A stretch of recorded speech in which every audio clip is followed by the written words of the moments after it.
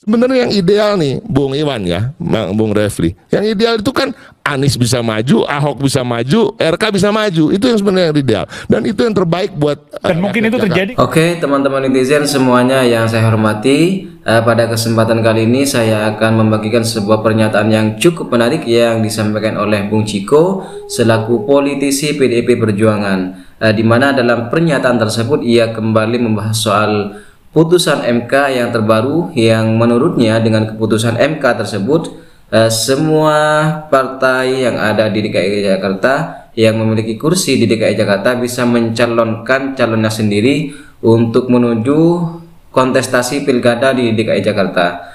Misalnya PD Perjuangan bisa mencalonkan calonnya sendiri, kemudian Nasdem, kemudian PAN juga bisa mencalonkan calonnya sendiri tanpa harus berkoalisi dengan partai-partai yang lain. Menurut Bung Ciko pada kesempatan tersebut, ia menyatakan bahwasanya Pilgub di DKI Jakarta yang ideal adalah yaitu ketika Anies dan RK kemudian Ahok bisa maju di Pilkada DKI Jakarta 2024. Baik, tidak perlu berlama-lama lagi, mari kita saksikan video berikut ini. Putusan MK berlaku pada saat dibacakan dan PDIP punya suara. Anda yakin itu ya? Yakin dong ya. Yakin. Harus dilaksanakan, pada saat ini juga. Kan memang gini loh, si satu keluarga aja misalnya ya. There is always a person yang harus mempunyai wewenang untuk have the last say, ya kan, kata terakhir. Negara juga harus begitu. Dan kita udah sepakat bahwa Mahkamah Konstitusi adalah person itu kalau di keluarga, ya kan. Artinya suka atau tidak suka, tadi sudah disampaikan pendapatnya Bung Kodari, ya kan, ada ketidaksukaan, menganggap ini itu, tetapi pada akhirnya kan beliau juga mengamini bahwa ya udah, tapi itu sudah menjadi keputusan. Nah, artinya keputusan Mahkamah Konstitusi itu mengikat, ya kan, dan harus dilaksanakan. Nah, itu yang pertama. Dan ini kita bersyukur lah, tadi saya sudah sampaikan bahwa PDI Perjuangan sangat bersyukur. Tapi saya juga meyakini rakyat secara keseluruhan juga bersyukur. Karena apa? Kita tahu pilkada ini kan bukan hanya Jakarta ya. Banyak di daerah-daerah lain juga banyak calon yang tertahan untuk maju karena tidak memiliki dukungan partai politik yang cukup. Banyak calon yang memang sebenarnya diinginkan oleh masyarakat, ya, populer di masyarakat, tetapi mungkin ada kendala-kendala atau tidak punya yang dibilang isi tas misalnya kan, punya uang dan lain-lain, atau tidak punya kedekatan. Dengan ada putusan MK ini, nah, putusan MK ini akan lebih mudah lah, dan partai-partai politik juga konstelasinya akan banyak perubahan di daerah, saya yakin. Jadi Kimplas bisa jadi pecah belah. Bukan hanya Kimplas, bagi PD Perjuangan juga kita sedang melihat-lihat. Kan Kimplas ada di Jakarta, di luar banyak yang di luar cair ya. Di luar cair, dan bagi kami juga gitu ya. Kita kan juga harus melihat dari sisi kita gitu. Kebetulan saya juga ada di tim pemenangan nasional. PDIP misalnya di luar ada yang dengan PSI daerah ya, kita harus melihat, wah jangan-jangan nanti ada dukungan yang tadinya sudah ke calon kita, dia mau dukung calonnya sendiri karena kan cukup sekarang. Ini juga terjadi di semua partai politik. Jadi ini kita nggak bisa lihat hanya soal Jakarta juga. Tetapi ini suatu hal yang sehat. Kenapa? Demokrasi itu kan hakikatnya adalah alternatif pilihan, ya kan, harus ada pilihan-pilihan. Nah, semakin banyak pilihan itu dan semakin pilihan itu adalah memang yang diharapkan oleh masyarakat, nah ini kan akan lebih baik buat demokrasi kita dan buat rakyat di daerah tersebut. Karena kan aspirasi ini kan berbeda-beda ya, aspirasi berbeda, jadi salurannya nggak mungkin bisa di pool di satu calon. Ini yang kita lihat kalau khusus di Jakarta. Tadi mau pertanyaannya, tadi kenapa harus Anies? Emang belum mengambil keputusan kok. PD Perjuangan dari hari ini, dari hari kemarin tidak pernah mengatakan bahwa kita sudah pasti akan mengusung Anies ataupun sudah pasti akan mengusung Ahok misalnya. Nggak ada, karena memang kita betul-betul perlahan dalam mencermati dan mendalami bagaimana mengusung calon di daerah-daerah yang sangat strategis, satu-satunya Jakarta.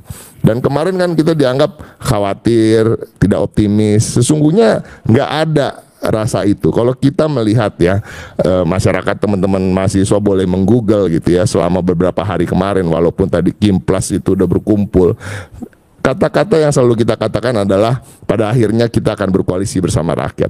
Dan alhamdulillah akhirnya ini bisa terwujud gitu. Karena apa? Kita melihat ada keinginan rakyat yang lumayan dikebiri kemarin ketika semua partai politik, hampir semua partai politik mengerucutkan dukungannya hanya ke satu calon. Dan satu calon ini bukanlah calon yang di hasil survei lembaga-lembaga survei itu berada di urutan yang tinggi gitu. Ridwan Kamil ini kan berarti di urutan ketiga kalau di survei ya, yang di nomor 1 adalah Anies, nomor 2 Ahok, lalu kemudian terpaut jauh di urutan ketiga Bung Ridwan Kamil gitu.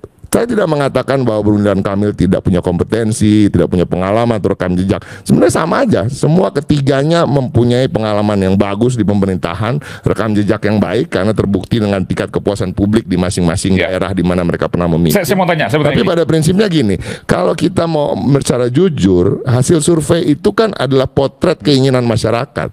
Gitu. Sayang sekali kalau yang disurvei nomor 1, nomor 2, nomor 3 yang bisa maju cuma yang nomor 3 gitu.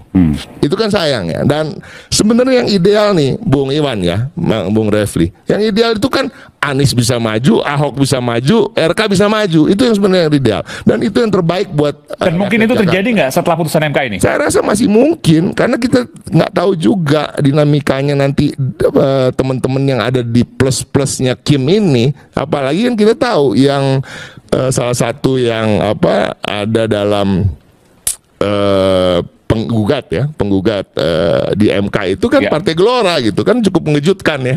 Jadi ada teman-teman bikin memes sekarang di media sosial. X, di media sosial ya kan, termasuk Denny Siregar yang selalu berseteru dengan Fahri Hamzah, dia pasang fotonya Fahri Hamzah ya kan. Nah, pahlawan kita hari ini gitu ya.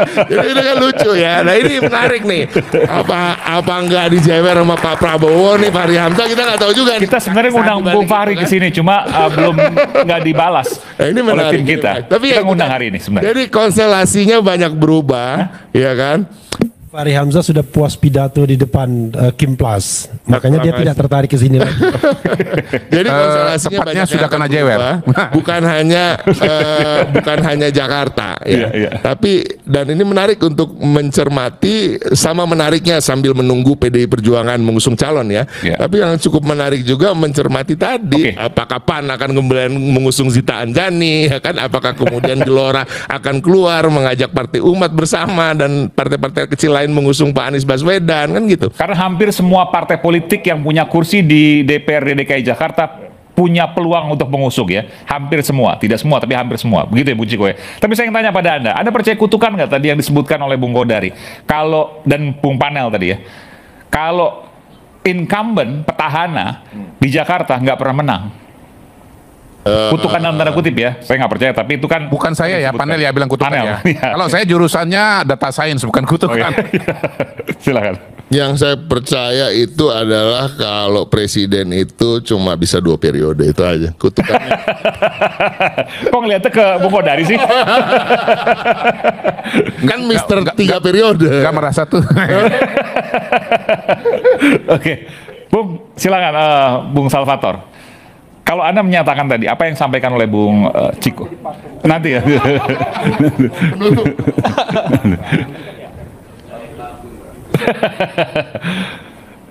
Ada yang sampaikan tadi, bahwa Anda nggak yakin bahwa ini akan segera dilakukan. Meskipun mayoritas ini termasuk Bung Kodari meyakini bahwa ya pasti akan segera dilakukan. Jadi Anda harus siap menghadapi kenyataan. Ya. Yang Anda sendiri mungkin tidak percaya. Pertanyaannya, dengan diputuskan MK, siapa yang diuntungkan? Ya kan? Tentunya bukan Jokowi dong. Oke? Kemudian ketika kita melihat ini secara tersirat, artinya bahwa Jokowi tidak sama sekali ikut terlibat dalam pergolakan-pergolakan yang ada. Itu yang perlu kita pahami. Saya rasa di sini. Dalam putusan MK ini, iya. Ya itu membuktikan, Anda mau mengatakan bahwa yang sebelum-sebelumnya juga enggak? Enggak dong. Kita clear di situ. Yang sebelum-sebelumnya juga enggak? Iya. Karena yang sekarang enggak? Iya. Oke. Persis. Kalau kemudian, gitu, tadi disinggungkan perihal pohon beringin, itu yang digergaji lah, di apalah. Golkar. Itu yang bilang Bung Kodari, tapi persepsinya beda-beda setiap orang. Sah-sah saja. Golkar hari-hari ini, kadernya itu begitu luar biasa. Regenerasinya mereka juga jalan. Artinya sudah cukuplah yang senior-senior itu dengan gagah, ya kan, mengundurkan diri. Mereka memberikan ruang dan waktu untuk Pak Bahlil, kaum-kaum yang muda, yang memimpin. Yang memimpin sekarang cuma calon tunggal, Bang Bahlil. Artinya mengatakan bahwa ya berikan dong pada Bang Bahlil gitu ya. Tidak juga, artinya yang lain belum siap, yang siap Pak Bahlil. Oke. Oke, Bung Rocky, silakan Bung Rocky. Oke. Mulai. Ini ya. Oke. Bertengkar soal teknikalitas dari undang-undang itu harus didasarkan pada semacam evaluasi menyeluruh tentang kondisi hukum dan politik kita dalam setahun terakhir ini. Saya mulai dari situ tuh. Yang diputuskan oleh Mahkamah Konstitusi di dalam pelajaran hukum, saya bukan ahli hukum, tapi saya mengajar filsafat hukum 10 tahun, jadi saya tahu prinsip-prinsipnya. Ada prinsip ratio decidendi, alasan atau pertimbangan dari keputusan itu. Betul kan? Ratio decidendi ini menjadi perintah pada Mahkamah Konstitusi untuk segera mengeksekusi sesegera mungkin. Jadi bukan Mahkamah Konstitusi yang mengeksekusi, ratio decidendi ini yang mengeksekusi itu. Di mana dia dibuat? Di dalam perdebatan yang kita nggak tahu di kamar mana dia diperdebatkan. Alasan untuk memutuskan keputusan yang dibacakan kontroversial tadi itu. Jadi ratio decidendi jadi imperatif untuk menghasilkan, memerintahkan judicial order. Itu maksudnya tuh, cara berpikirnya tuh.